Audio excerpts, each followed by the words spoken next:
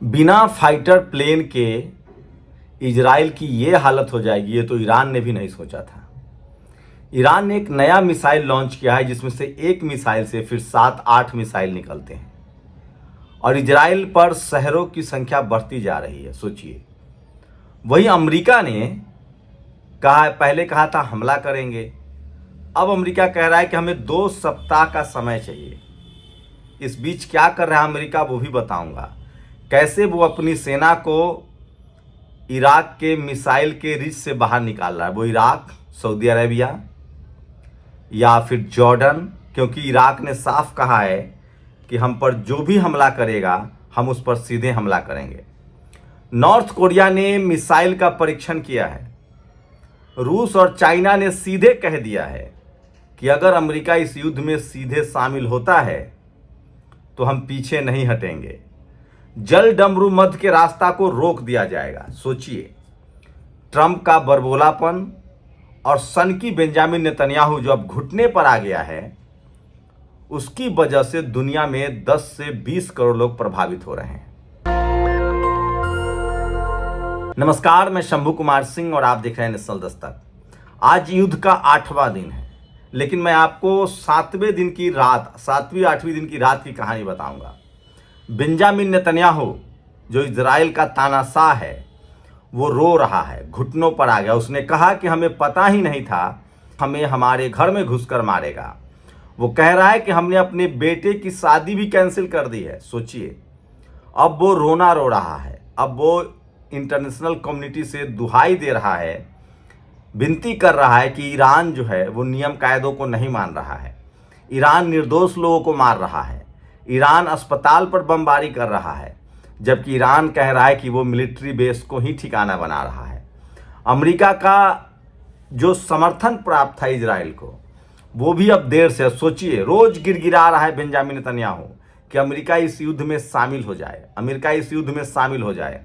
शुरुआत में सनकी राष्ट्रपति ट्रंप ने कुछ संकेत तो दिए थे, लेकिन जैसे ही उसके पास पता चला कि इराक के पास 2000 से लेकर 3000 तक मारक क्षमता वाले मिसाइल्स हैं और ऐसे ऐसे मिसाइल्स हैं जिसका कोई काट नहीं है, उसके बाद उसने अपने सेना को हटाना शुरू कर दिया है।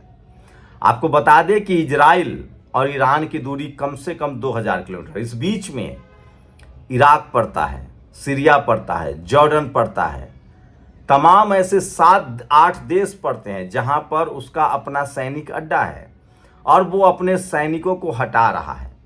रूस ने साफ कह दिया है कि अगर अमेरिका सीधे इस युद्ध में कूदेगा तो हम भी पीछे नहीं रहेंगे। चाइना ने भी हथियारों की सप्लाई बढ़ा दी है। नॉर्थ कोरिया ने तो बाकायदा अपने मिसाइल का परीक्षण किया है। तो जो सोच के बैठा था इजराइल, वो साफ नहीं हो पा रहा है। और 86 साल के खुमनई की ताकत ने एक बात तो साबित कर दिया है कि इजराइल अब अजेय नहीं है और मिडिल ईस्ट से इजराइल का कब्जा हट जाएगा। कहा जा रहा है कि 700 साल की दुश्मनी भी अब खत्म हो सकती है। यह भी कहा जा रहा है कि जल्द ही सऊदी अरेबिया और ईरान में दोस्ती हो सकती है। लेकिन ये तस्वीरें देखिए, ये रात की तस्वीरें हैं। आप धुआं का गुब्बार देख सकते हैं। मैं सिर्फ आपको एक स्क्रीनशॉट दिखा रहा हूं, किस तरह से बिल्डिंगें उड़ाई जा रही है, आप कल्पना नहीं कर सकते हैं। और ईरान में एक अर्थक्वेक आया है, उसके बाद भी हमला नहीं रुका है। ये बड़ी बिल्डिंग की तस्वीर देखिए, गगनचुंबी मारते हैं।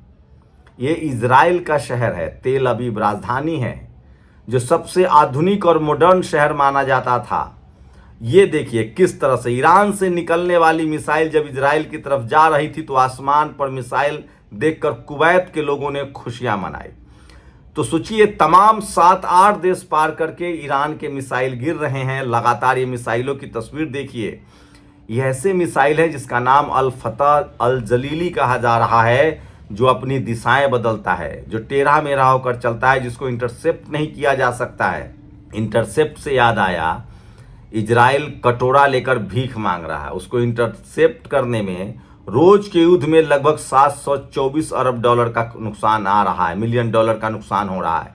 ये बताऊंगा। तो ये तस्वीरें देखिए किस तरह से सांप की तरह रेंगने वाले मिसाइल्स, ये सुपरसोनिक मिसाइल है और ये शख्स बता रहा है। ये स्क्रीनशॉट देखिए, हम आपको वीडियो नहीं दिखा सकते हैं, छोटे छोटे 2-3 विंडो में मेरे एडिटर स्क्रीनशॉट दिखा रहे हैं। इजराइल के शहर बीर शेवा में भी अब ईरानी बैलिस्टिक मिसाइल फटने लगा। तो तेल अवीव, हाइफा, बेरशिवा, इन तमाम शहरों में ये मिसाइल देखिए। ईरान ने पहली बार दागी सजिल बैलिस्टिक मिसाइल। ईरान ने पहली बार 2000 किलोमीटर की रेंज वाली सजिल मिसाइल का इस्तेमाल किया है। ये मिसाइल इजराइल के उन हिस्सों पर दागी गई जिन पर ईरान ने दावा किया था। ये सबसे बड़ी खबर है जो आपको बता रहा हूं, और इसलिए कह रहा हूं सोशल मीडिया ही सच्चा मीडिया है, सोशल मीडिया ही बहुजन मीडिया है। अमेरिका या इजराइल अगर खामनेई को मार देते हैं फिर सही नहीं होगा। यह ईरान के अंदर कट्टरपंथी भावनाओं को और बढ़ाएगा, समस्या का अंबार लगा देगा। दक्षिण कोरिया की जासूस agency national intelligence service NIS के निदेशक पद के लिए नामित ली जोंग सोक ने कहा कि अगर नॉर्थ कोरिया साउथ कोरिया पर परमाणु हमला करता है तो अमेरिका निश्चित रूप से नॉर्थ कोरिया पर परमाणु हमला करेगा। तो सबके निशाने पर ईरान कह रहा है कि अमेरिका पर हमला करेंगे, नॉर्थ कोरिया कह रहा है कि अमेरिका पर हमला करेंगे। सबको पता चल गया है कि इजराइल के पाप के पीछे अमेरिका है। और तेल अवीव में देखिए किस तरह से मिसाइलें गिर रही हैं लगातार। ये वो मिसाइल है, सेजिल मिसाइल है, जिसकी दुनिया भर में चर्चा है। और ये वो तमाम शहर धुएं का गुब्बार देख सकते हैं, अब तो कोई छुपा भी नहीं सकता है। शुरुआत में इजराइल ने लगातार कोशिश की थी कि उस पर जो नुकसान हो रहा है उसके हमले न दिखाए जाएं, लेकिन वो अब सच नहीं है। सचमुच में इजराइल को बड़ा नुकसान हो रहा है। युद्धबंदी अगर अभी हुआ तो फिर युद्ध होगा। युद्धबंदी अगर अभी हुआ तो फिर युद्ध होगा। सोचिए ईरान के लोग कितने होशियार है, वो कह रहे हैं कि हम अब सीज फायर नहीं करेंगे। इजराइल सबसे कमज़ोर वक्त में है। अगर हमने अभी सीज फायर कर लिया तो इजराइल फिर से तैयारी करेगा, क्योंकि वो अब कमज़ोर स्थिति में है। और जैसे हम उसे तैयारी का समय देंगे वो फिर से हमला करेगा। इसलिए इस बार इजराइल को निपटाने की पूरी तैयारी है। रूस ने भी अमेरिका को चेतावनी दे दी है कि अगर आप सीधे भिड़ेंगे तो हम पीछे नहीं हटेंगे। और ईरान के लोगों के हौसले को सलाम कीजिए। ये देखिए, आसमान में इजराइल के फाइटर प्लेन जो है वो मंडरा रहे हैं, उसके बाद भी ईरान की जनता सड़कों पर है। ये स्क्रीनशॉट आप देख लीजिए जो सोशल मीडिया पर सबसे ज़्यादा वायरल है। और इजराइल की top military research facility Iran ने पूरी तरह से बर्बाद कर दिया है। ये देखिए, अमेरिका विदेश विभाग ने बगदाद इराक से अपने कर्मचारियों को निकालना शुरू कर दिया है। और इजराइल का प्रधानमंत्री बेंजामिन नेतन्याहू कह रहा है कि ईरान की ताकत का हमको अंदाजा नहीं था और उस वजह से हमें अपने बेटे की शादी को भी रोकना पड़ा है। ये सबसे बड़ी खबर है। और ये बड़ी, हम युद्ध में हस्तक्षेप करने वाले किसी भी तीसरे पक्ष पर हमला करेंगे। ईरान की राष्ट्रीय सुरक्षा परिषद की मीटिंग हुई है, उसमें साफ कहा गया है कि हम अमेरिका पर हमला करेंगे। इजराइल के पर्यटन मंत्रालय का कहना है कि अब तक 22,000 पर्यटक ने देश छोड़ने के लिए रजिस्टर कराया है। ये सबसे बड़ी खबर है। और एक और झटका इजराइल के ईरान तनाव में। इजराइल में 22,000 पर्यटक जो है वो बाहर जाना चाहते हैं। इसका मतलब है ईरान ने इजराइल में माइक्रोसॉफ्ट कंपनी जो गजा जेनोसाइड में संलिप्त है के ऑफिस को उड़ा दिया है। तो ईरान ने माइक्रोसॉफ्ट के कंपनी को भी उड़ाया है। इससे पहले उसने अस्पताल उड़ा दिए थे। ईरान ने चेतावनी दी है कि अगर इजराइल के हमले जारी रहे तो हार्मोज जल डमरूमत को बंद कर सकता है। यह कदम दुनिया पर असर पड़ेगा। यही दुनिया में सबसे बड़ा तेल का सप्लाई है। और सबसे बड़ा झूठ और यू टर्न अमेरिका ने लिया है। इजराइल को उम्मीद है कि अमेरिका अगले 24 से 48 घंटे में युद्ध में शामिल होने का फैसला कर लेगा, लेकिन अमेरिका ने अब साफ कहा है डोनाल्ड ट्रंप ने कि हमें 7 दिन का वक्त चाहिए, 7 से 14 दिन का वक्त चाहिए। सोचिए, अमेरिका ने आगे बढ़ाकर इजराइल को छोड़ दिया है, जैसे यूक्रेन को छोड़ दिया था। तो अमेरिका किसी का भी भरोसेमंद नहीं है। और बंदे ने भी ट्रंप को सोचने पर मजबूर कर दिया है। 1-2 दिन नहीं, 2 हफ्ते में फैसला लेगा ट्रंप। ये साफ हो गया है। ये तस्वीर देखिए, तबाही मच रही है। ये तमाम तस्वीरें जो हैं, तो जहां ईरान पर वो इजराइल के झंडे जलाए गए हैं ईरान असेंबली में, ये तस्वीरें देखिए, धुएं का गुब्बार उठ रहा है, ये मलबे में तब्दील हो गया है। तो जहां अमेरिका ने कहा था कि वो तुरंत युद्ध में शामिल होगा, अब साफ हो गया है कि वो 2 हफ्ते का समय मांग रहा है। अब बताइए कि अगर ये मिसाइल में क्लस्टर बम, ये सबसे बड़ी खबर है। इसके बाद अमेरिका के स्टैंड बताऊंगा। इस मिसाइल में क्लस्टर बम है। ईरान की युद्ध रणनीति से इजराइल पसीना पसीना हो गया है। एक ऐसा क्लस्टर बम मिला है जिस तकनीक को दुनिया के चुनिंदा देशों में वे तकनीक है। और इस तकनीक की वजह से आप कल्पना नहीं कर सकते हैं, ईरान और अमेरिका ने MIRV वो तकनीक है जिसकी वजह से अमेरिका पीछे हट गया है और वो कह रहा है कि हमें 2 सप्ताह का कम से कम समय चाहिए। इसी से आप अंदाजा लगा सकते हैं कि युद्ध कितना भयानक है और अमेरिका पीछे हट गया है। अमेरिका कह रहा है कि हमें 2 सप्ताह का समय चाहिए। पाकिस्तान ने जरूर गद्दारी की है, वो उसने जरूर कहा है कि हम इजराइल के साथ रहेंगे। अमेरिका से मिला है, वो जो पाकिस्तान का मुनीर है वो मिला है, लेकिन ईरान से ऐसे कब तक लड़ेगा इजराइल? सोचिए, ईरान से अब तक कैसे लड़ेगा इजराइल? एक दिन लड़ाई का खर्च 17 अरब रुपए तक आ रहा है। तमाम अर्थशास्त्री चिंता जता रहे हैं। तो इसी से आप अंदाजा लगा सकते हैं कि सबसे बड़ी खबर 7वें रात में जमकर इजराइल ने बमबारी की ईरान पर। तो ईरान भी पीछे नहीं हट रहा है। इजराइल की क्षमता तो आपको मनु मीडिया, जातिवादी मीडिया दिखा ही रहा है। मैं आपको लगातार ईरान की क्षमता दिखा रहा हूं।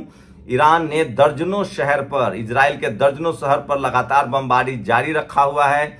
नॉर्थ कोरिया ने मिसाइल का परीक्षण किया है। अमेरिका ने साफ कहा है कि हमें 2 हफ्ते का समय चाहिए और वो अपने सैनिकों को कुवैत से, अबू धाबी से, इराक से, सीरिया से, इन सब देशों से हटा रहा है। लेकिन सबसे बड़ी जो खबर है, अब वो 2 सप्ताह का समय मांग रहा है। वहीं इजराइल के ऊपर जो हमले हो रहे हैं, ईरान के पास जो हथियार हैं वो हथियार से दुनिया चौंक रहा है। चाहे वो सिजिल मिसाइल हो, चाहे वो फतह मिसाइल हो, उसके पास ऐसे ऐसे मिसाइल है जिसने दुनिया को सन्न कर दिया है, चौंका दिया है। और अब इजराइल घुटनों पर है, वो माफ़ी मांग रहा है। इजरायली लोग माफ़ी मांग रहे हैं कि ईरान युद्ध बंद कर दो। बेंजामिन नेतन्याहू अमेरिका के आगे गिड़गिड़ा रहा है कि युद्ध में शामिल हो जाइए। वो कह रहा है कि हमारे बेटे की शादी भी कैंसिल हो गई है। अमेरिका कह रहा है कि हमें 2 सप्ताह का समय चाहिए। सोचिए, भारत में भक्त लोग जरूर इजराइल के साथ हैं, लेकिन सच्चाई यह है कि दुनिया अब ईरान के प्रति सिंपैथी रख रही है। ईरान ने जिस तरह की ताकत दिखाई है वो कहीं ना कहीं सोचने पर मजबूर कर देता है। और अब ईरान तय कर चुका है कि वो इजराइल को मौका नहीं देगा, वो युद्ध विराम नहीं करेगा ताकि उसको दोबारा खड़ा होने का मौका मिल जाए।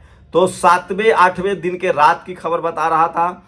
मिलिट्री कैंप्स, माइक्रोसॉफ्ट की बिल्डिंग्स, शेयर मार्केट की बिल्डिंग्स उड़ाए गए हैं जो इजराइल में उड़ाए गए हैं। और सोचिए, जो भारत की मनुवादी, जातिवादी मीडिया कूद कूद कर जब इजराइल और फिलिस्तीन का युद्ध था तो लाचार बेबस फिलिस्तीन के खिलाफ रिपोर्टिंग कर रहे थे इजराइल जाके, अब उनकी भी औकात नहीं है, हिम्मत नहीं है कि वो इजराइल जाके रिपोर्टिंग करे, क्योंकि इजराइल में कब कहां से मिसाइल गिरेगा किसी को पता नहीं है।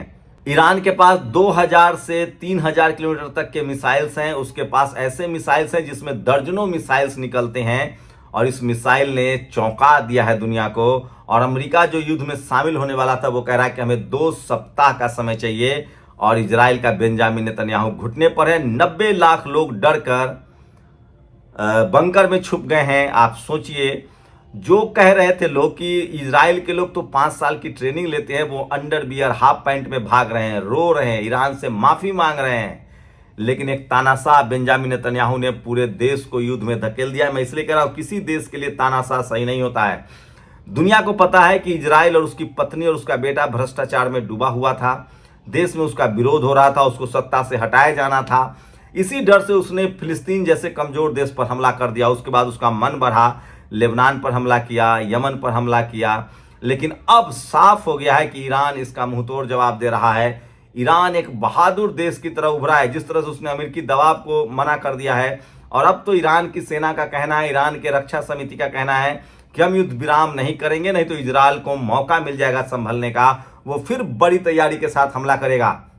लेकिन अमेरिका से उसे उम्मीद थी कि अमेरिका हमारे साथ आएगा, लेकिन अमेरिका अपने सैनिकों को सुरक्षित करने में लगा हुआ है, क्योंकि ईरान ने कह दिया है कि जैसे ही अमेरिका की तरफ से पहला हमला होगा हम तमाम अमेरिकी सैनिक अड्डों पर ठिकाना पर हमला करेंगे।